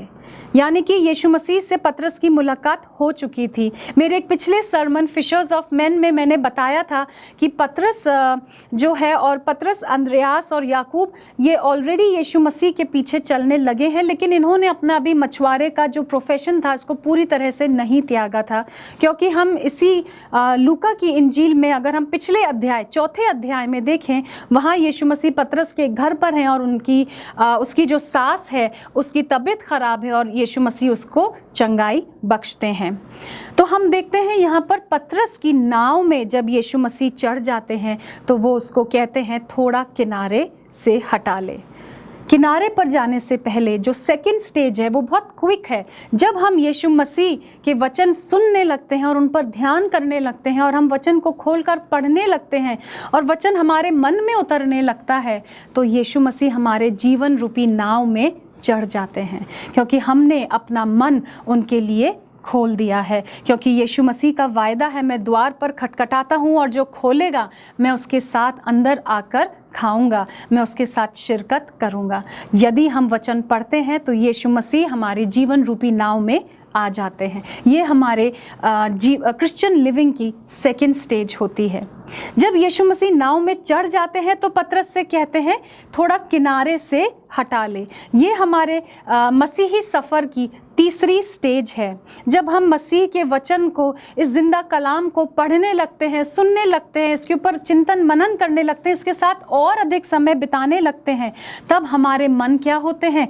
परिवर्तित होने लगते हैं। और यीशु मसीह जो हमारी जीवन रूपी नाव में सवार है, वो हमारे अंदर एक परिवर्तन की लहर लेकर आता है, वो हमारे अंदर एक चेंज लेकर आता है। और उस चेंज के कारण हम फिर जो भीड़ जो कि किनारे पर खड़ी है उसके साथ एक नहीं रह सकते। हम उसके साथ हमारा उसके साथ कोई लेना देना नहीं हो सकता, क्योंकि हम अब बदल चुके हैं। यूहन्ना 17 बाब और उसके 14वें पद और उसका जो ब पाठ है उसमें लिखा है, और संसार ने उनसे बैर किया, क्योंकि जैसा मैं संसार का नहीं वैसे ही वे भी संसार के नहीं। रोमियो 12:2 में हमें फिर बताया गया है, चिताया गया है, इस संसार के सदृश ना बनो, परंतु तुम्हारे मन के नए हो जाने से तुम्हारा चाल चलन भी बदलता जाए। यदि यीशु मसीह हमारे जीवन रूपी नाव में है तो ऑटोमेटिकली हमारे जीवन में चेंज आ जाना चाहिए। और जब हमारे अंदर चेंज आता है तो हमारा दुनिया के साथ कोई मेल नहीं होता, तब हम किनारे पर खड़े नहीं रह सकते। हमें किनारे से, किनारा किसको रिप्रेजेंट करता है? संसार को और सांसारिक चीज़ों और सांसारिक लोगों को। तब हमें किनारे से थोड़ा हटना ही पड़ेगा। ये हमारे जीवन का चौथा चरण या स्टेज जो होती है वो होता है।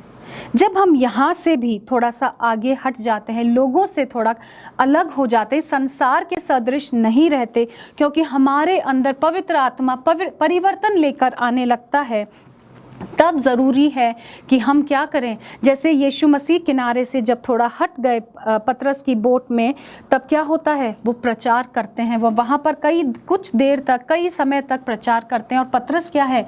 उस नाव में सवार होकर उनके वचनों को सुन रहा है। तो इस स्टेज में हमें कुछ समय तक अपने आप को परमेश्वर के वचन के साथ बिताना चाहिए। हमें दिन रात उसके वचन का अध्ययन करना चाहिए, हमें उसके साथ समय बिताना चाहिए और अपना रिश्ता उसके साथ गहरा करना चाहिए। ये हमारे जीवन का 5वां चरण होता है कि हम जब दुनिया से थोड़े अलग हो जाते हैं, हमारे अंदर एक परिवर्तन आ जाता है और हम किनारे से हट जाते हैं, तब हम कंटिन्यूसली, लगातार हम क्या करें? लगातार हम यीशु मसीह के साथ अपना समय बिताने लगें, हम उसके वचन के साथ अपना समय बिताने लगें और उसके वचन पर अपना ध्यान केंद्रित करने लगें। जब हम विश्वास में पक्के हो जाते हैं और हम, जैसा पौलुस कहता है कि जब तुम बालकों के समान थे तो तुम्हें बालकों के समान मैंने वचन सुनाया। जब बच्चा छोटा होता है तो हम उसे सॉलिड फूड नहीं दे सकते और हम उसे सॉफ्ट ऐसा फूड देते हैं जो वो डाइजेस्ट कर सके, जिसे वो पचा सके, लेकिन वो खाना वो आजीवन नहीं खाता। जब वो बड़ा होता है तो एक समय आता है जब हम उसे सॉलिड फूड देना शुरू कर देते हैं। हमारे मसीही जीवन में भी वो समय हम वहाँ नहीं अटक सकते, हमें वहीं नहीं रुक जाना चाहिए जहाँ हम बच्चों के समान जो सॉफ्ट फूड है, हम इजी बातें वचन की सीख लेते हैं और उसके आगे नहीं बढ़ते। यहाँ पर जब हम हमारी अगली स्टेज जो है वो इसी के बाद आती है, जब हम थोड़े बड़े हो जाते हैं, बड़े फिजिकली नहीं, परमेश्वर के वचन में जब हम परिपक्व हो जाते हैं, हमारा फेथ स्ट्रॉन्ग हो जाता है और हम परमेश्वर के वचन के साथ बहुत घुल मिल जाते हैं और परमेश्वर की संगति हमारे साथ 24 घंटे रहने लगती है और हम उसके वचन से नई अद्भुत बातें सीखने लगते हैं, तब समय आता है परमेश्वर हमें तैयार करता है कि हम सॉलिड फूड खा सकें। और यही हमारी जो एक 6th स्टेज है या जो हमारी 6ठी चरण है हमारे मसीही ज़िंदगी का, यहीं से उसकी शुरुआत होती है।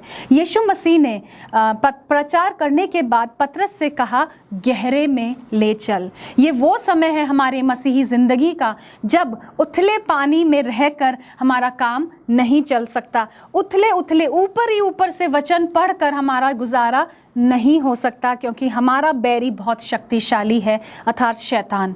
तब यीशु मसीह पतरस से कहते हैं गहरे में ले चल। यहाँ पर आगे की बात करने से पहले मैं आपका ध्यान पतरस की ओर भी लेकर जाना चाहती हूँ।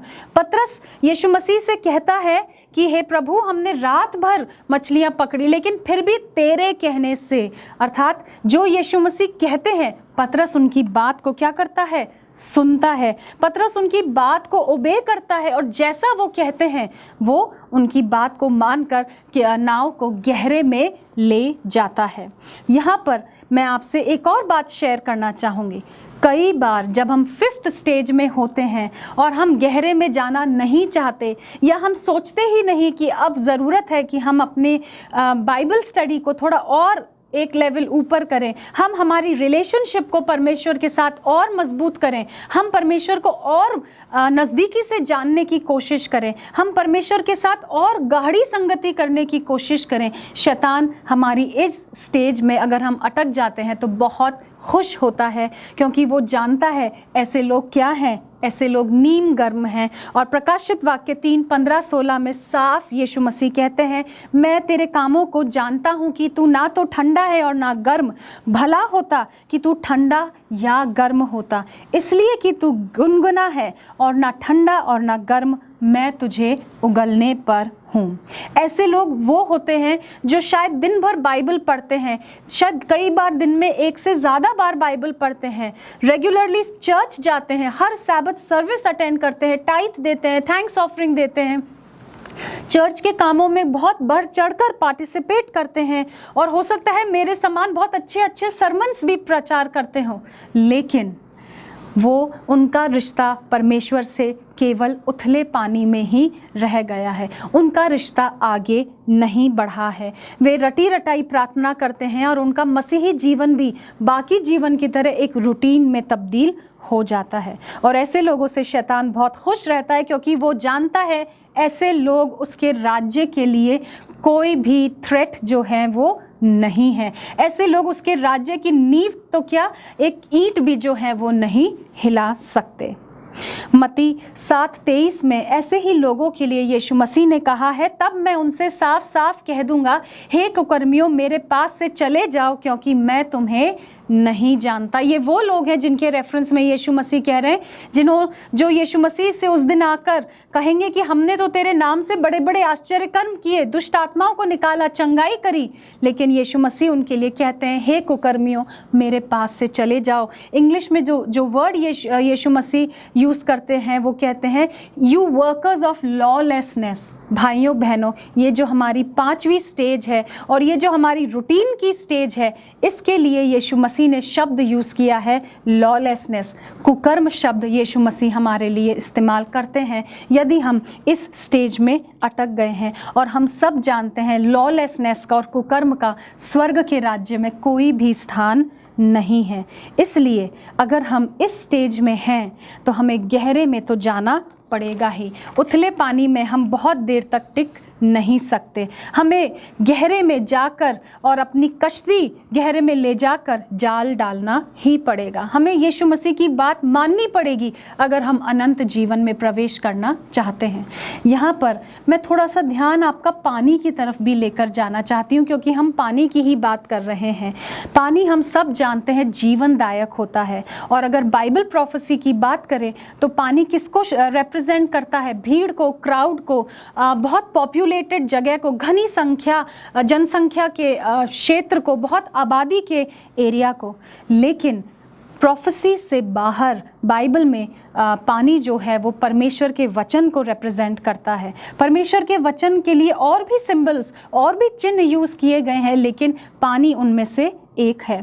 क्योंकि यूहन्ना 4:10 में यीशु मसीह उस सामरी औरत से कहते हैं, यदि तू परमेश्वर के वरदान को जानती और यह भी जानती कि वह कौन है जो तुझसे कहता है मुझे पानी पिला, तो तू उससे मांगती और वह तुझे जीवन का जल देता।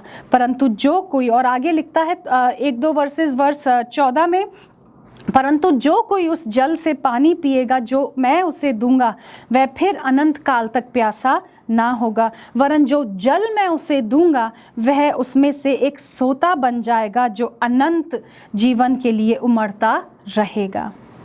इस पानी को एग्जामिन करने के लिए, थोड़ा सा और करीब से देखने के लिए मेरे साथ चलिए यहेजकेल की पुस्तक इज़िकिएल चैप्टर 47, और मैं यहाँ पर वर्सेस 1 से 12 तक पढ़ूंगी, लेकिन स्किप कर करके पढ़ूंगी क्योंकि हम सिर्फ उस सिचुएशन को देखेंगे जो हमसे ताल्लुक़ रखती है।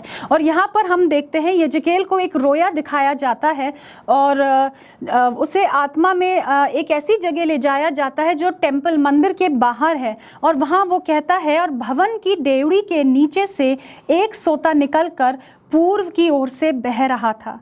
भवन का द्वार तो पूर्वमुखी था और सोता भवन की दाहिनी ओर और वेदी की दक्षिण ओर से नीचे से निकलता था। तब वह मुझे उत्तर के फाटक से होकर बाहर ले गया और वह बाहर से घुमाकर और वो उसको आगे ले जाता है। और हम देखते हैं 3 वर्ष से लेकर अगर हम 6 तक पढ़ें तो वहाँ पर है कि वो जो उसको है स्वर्गदूत उसको ले जाता है। जब बाहर गेट तक लेके जाता है तो वो पानी नापता है। यहेजकेल जब उस पानी में उतरता है तो वो टखने तक पानी था। फिर वो 1000 कदम और नाप के स्वर्गदूत उसको आगे ले जाता है, तब पानी घुटनों तक था। और फिर जब स्वर्गदूत 1000 कदम नाप के उसको और आगे ले जाता है तो पानी कमर तक आ गया था। और फिर 5वें पद में ऐसा लिखा है, जब फिर उसने 1000 हाथ मापे और ऐसी नदी हो गई जिसके पार मैं ना जा सका, क्योंकि जल बढ़कर तैरने के योग्य था, अर्थात ऐसी नदी थी जिसको कोई पार नहीं जा सकता था। यहाँ पर हम देखते हैं कि मंदिर के पूर्व के द्वार से एक सोता निकलता है और जैसे जैसे वो सोता आगे बढ़ता है वो गहरा होता जाता है। थोड़ा सा और आगे पढ़ते हैं। लौटकर मैंने क्या देखा कि नदी के दोनों तटों पर बहुत से वृक्ष हैं। यहाँ पर मैं आपको एक और चीज़ बताना चाहूँगी। उस समय जो यरूशलेम का जो मंदिर था उसके अगर हम 24 किलोमीटर्स आगे जाएं तो हमें क्या मिलता है, उसके ईस्ट में उसके पूर्व में 24 किलोमीटर या 21 माइल्स आगे जाकर हमें डेड सी, जो बहुत फेमस सी है इस दुनिया में क्योंकि उसमें कुछ भी नहीं जीवन पनप सकता, इसीलिए उसका नाम डेड सी है। और वो इसलिए भी फेमस है क्योंकि वो दुनिया की, इस पृथ्वी की सबसे लोएस्ट वाटर बॉडी है। और हम देखते हैं कि 34 किलोमीटर्स, नॉट 24 सॉरी, 34 किलोमीटर्स दूरी पर ही जो डेड सी है वो मंदिर के पूर्व में पड़ती है। और जो उसके आसपास का जो रीजन है, वैसे तो हम उसको तराई का रीजन कहते हैं, किसी नदी या सागर के आसपास का रीजन होता है क्योंकि वो बहुत फलदायक होता है, वो बहुत फर्टाइल, बहुत उपजाऊ होता है।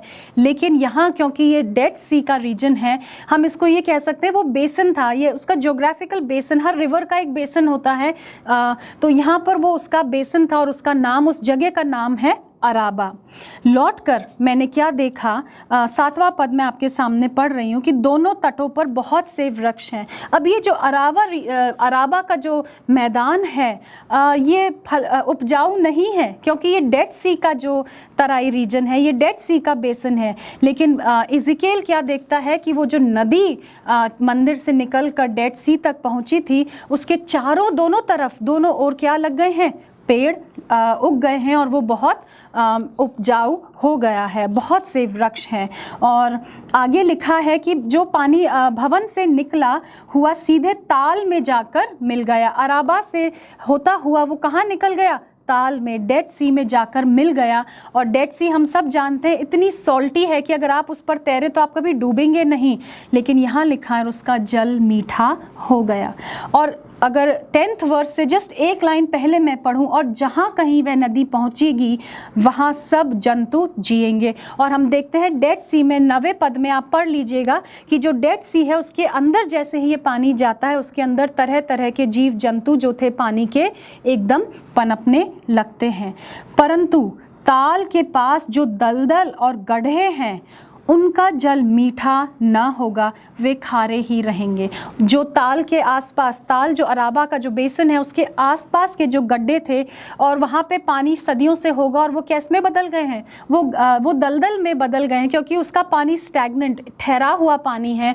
वो क्या है, वो खारे के खारे ही रह गए। ये वो स्टेज है जो पांचवी हमारी स्टेज है, वहाँ तक उसको दर्शाती है कि अगर हम उथले पानी में ही रह गए तो हम खारे के खारे ही रह जाएंगे, हम निर्जीव रह जाएंगे। और हम आगे देखते हैं कि उस डेड सी के चारों ओर 12वें पद में लिखा है, ऐसे वृक्ष उपजे जिसके पत्ते कभी ना मुरझाएंगे और वह फलना कभी बंद ना होगा, और उसके ऐसे फल लगेंगे जो हर महीने उसमें नए फल लगेंगे। हम ऐसे जीवन के वृक्ष का रेफरेंस प्रकाशित वाक्य में भी पढ़ते हैं कि जीवन के वृक्ष का कभी वो मुरझाता नहीं और उसके हर महीने उसके अंदर ताज़े फल और नए प्रकार के फल लगते हैं।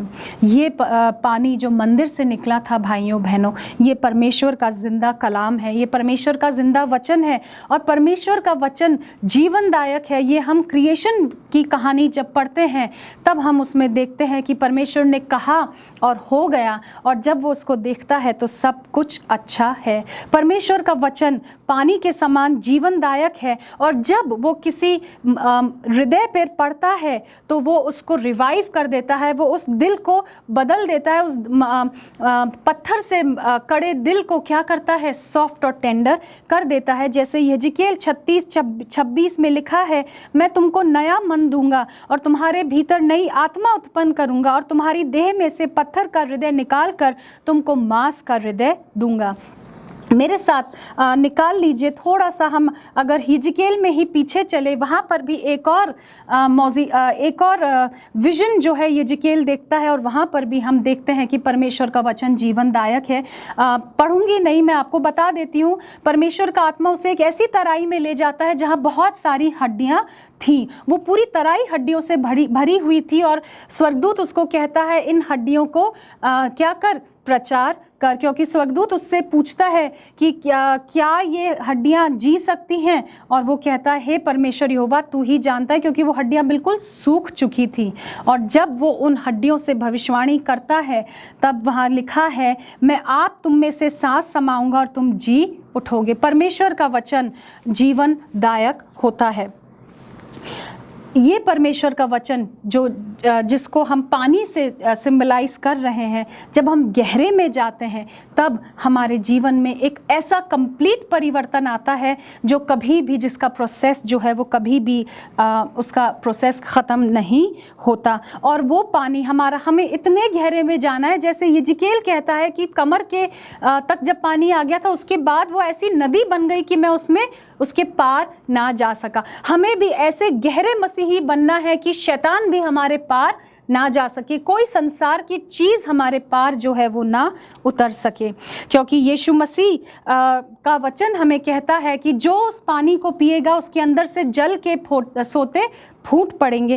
काश कि हम परमेश्वर के वचन को इतनी गहराई से समझने लगे कि हमारे अंदर से जल के सोते फूट पड़ें और दूसरों तक पहुंच जाएं, और तब ही हम एक ऐसे मसीही बन सकेंगे जिसका जिक्र योएल नबी की पुस्तक 2:28 में होता है, और लिखा है, उन बातों के बाद मैं सब प्राणियों पर अपना आत्मा उंडेलूंगा, तुम्हारे बेटे बेटियां भविष्यवाणी करेंगे और तुम्हारे जवान दर्शन देखेंगे। और तब हम ऐसे मसीह बन सकेंगे जिनके लिए यीशु मसीह परमेश्वर यहोवा से कह सकेगा, हाँ पिता इनके पाप क्षमा कर, क्योंकि मैंने इनके लिए जान दी है। क्योंकि ये वो लोग होंगे जिनका जिक्र प्रकाशित वाक्य 7:14 में है कि ये उस महाक्लेश से निकल कर आए हैं और इन्होंने अपने अपने वस्त्रों को मेमने के लहू में धो दिया है।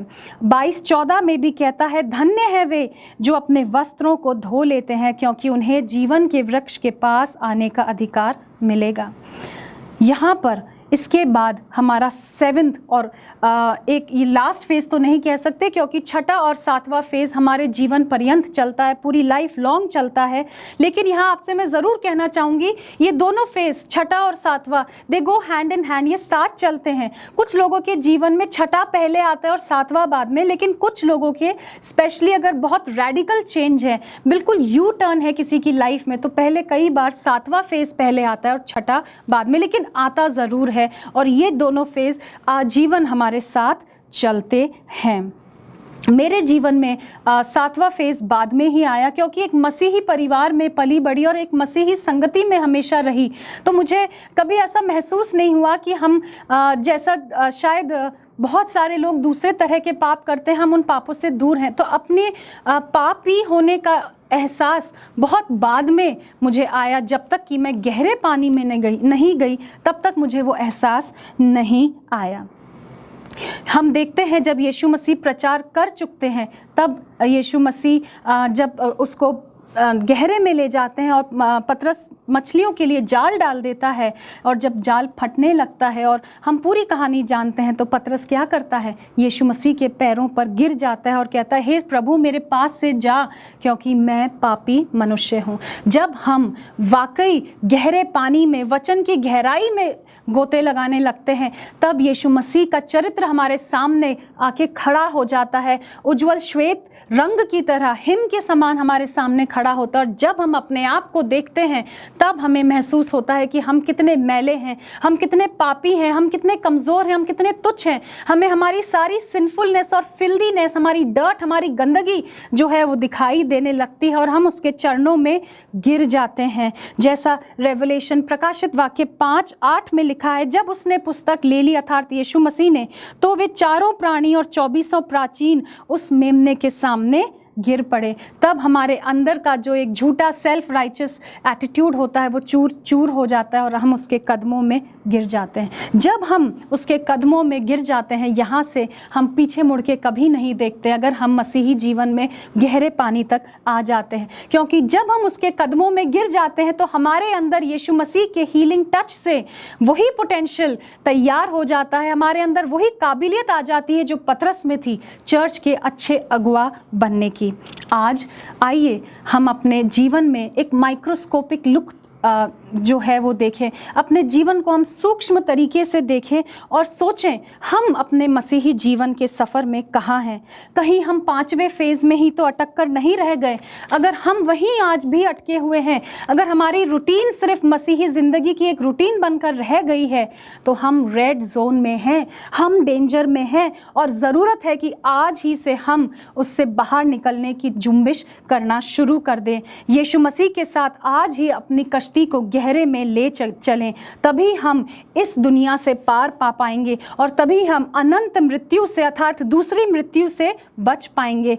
लेकिन अगर हम अभी भी 5वें फेज़ में अटके रहे तो हम दूसरी मृत्यु का स्वाद चखेंगे और फिर कभी दोबारा जीवित नहीं हो सकेंगे। लेकिन अगर हम 6ठे और 7वें फेज़ में हैं और तो हम एक क्रिश्चियन की तरह, एक मसीही की तरह हमें जीवन भर बढ़ते चलना है, हमें जीवन भर ग्रो करना है। जैसे एक पेड़ कभी उगना नहीं छोड़ता, बढ़ना नहीं छोड़ता, हमें भी जीवन भर यीशु मसीह में बढ़ते चले जाना है, ताकि उसकी दूसरी आमद पर हम भी पौलुस के समान कह सकें, हे मृत्यु तेरा डंक कहाँ रहा, हे मृत्यु तेरी जय कहाँ रही।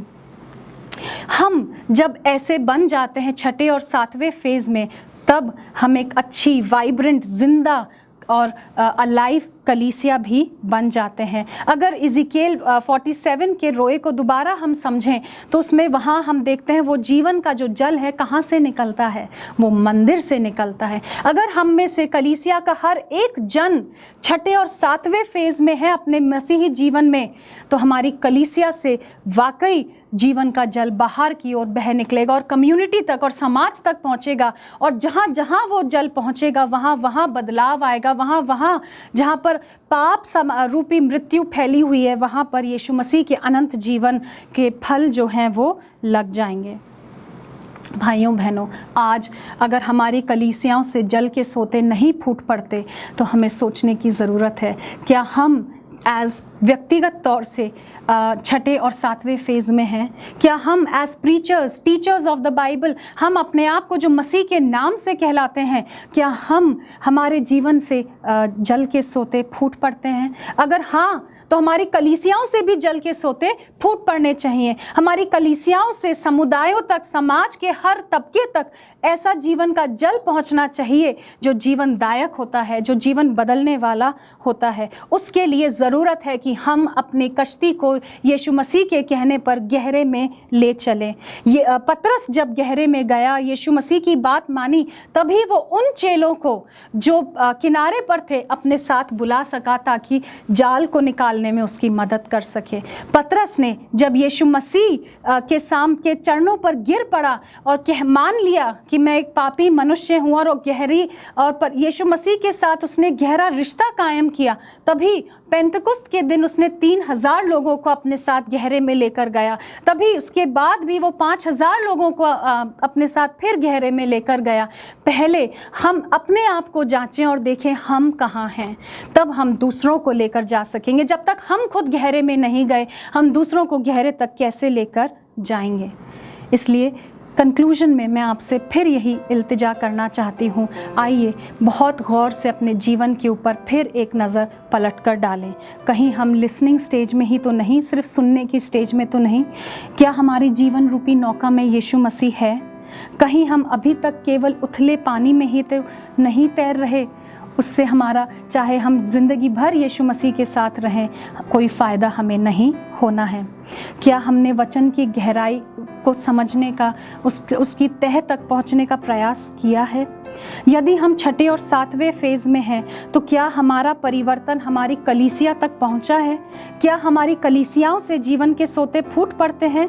यदि ऐसा होता तो जैसे 12 चेलों ने पूरी दुनिया को बदल दिया, हमारी कलीसियाएं जो कि आज अनगिनत हैं, पूरी दुनिया में ऐसा परिवर्तन ले आती कि यीशु मसीह का अब तक आगमन हो चुका होता। मिसेस वाइट कहती है, क्योंकि हमने उसका काम पूरा नहीं किया, वो अभी तक ठहरा हुआ है। लेकिन ये सब पूरा करने के लिए जिस चीज़ की हमें ज़रूरत है वो है यीशु मसीह। क्या यीशु मसीह हमारे दिलों की नौकाओं में आज सवार है? क्या हमारे दिलों के अंदर जब हम झांकते हैं हमें यीशु मसीह दिखाई देता है? हमारे घरों में क्या यीशु मसीह है? हमारे कलीसियाओं में क्या वाकई यीशु मसीह की प्रेजेंस है? आजकल यीशु मसीह के नाम का कई हमारी कलीसियाओं में प्रचार नहीं होता। हमारा प्रचार ना तो यीशु मसीह के नाम से शुरू होता है, ना यीशु मसीह के नाम से ख़त्म होता है, क्योंकि हमारी नाव में, हमारी खुद की जीवन रूपी नाव में यीशु मसीह नहीं है। भाइयों बहनों, मैं और आप मिलकर कुछ नहीं कर सकते, हमारी कलीसियाएं भी मिलकर कुछ नहीं कर सकती अगर हमारे जीवन में, जीवन रूपी नैया में यीशु मसीह नहीं है। आइए आज ही यीशु मसीह को अपनी नाव में सवार करें और गहरे में ले चलें। उसके बाद देखिए हमारी हर कलीसिया में एक पतरस, एक पौलुस, एक थोमा, एक मथाइयस, कितने चेले होंगे वो निकल पड़ेंगे और हम जल्द ही एक गल्ला और एक गडरिया कर कर यीशु मसीह के आगमन का इंतज़ार कर रहे होंगे। परमेश्वर हम सबको आशीष दे। आइए हम दुआ करें। ज़मीन आसमान के खालिक और मालिक, जिंदा जलाली खुदावंद खुदा, हम आपका धन्यवाद करते हैं इस वचन के लिए।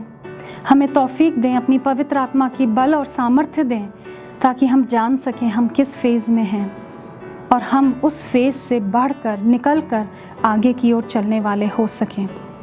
हमें तौफीक दें प्रभु जी कि हम वाकई गहरे में लेकर आपके साथ अपनी नाव को जाने वाले हों और पतरस के समान कई हज़ारों को, लाखों को अपने साथ गहरे में लेकर जाने वाले हों, ताकि जब आपका बेटा प्यारा मुंजी हमारा आसमान के बादलों पर आए तो हम कह सकें, हाँ प्रभु आ, हमें तेरा ही इंतज़ार था। ये दुआ मांगते हैं आपके प्यारे बेटे यीशु मसीह के नाम में, सुने और कबूल करें और हमारे अंदर एक परिवर्तन लाएं। आमीन।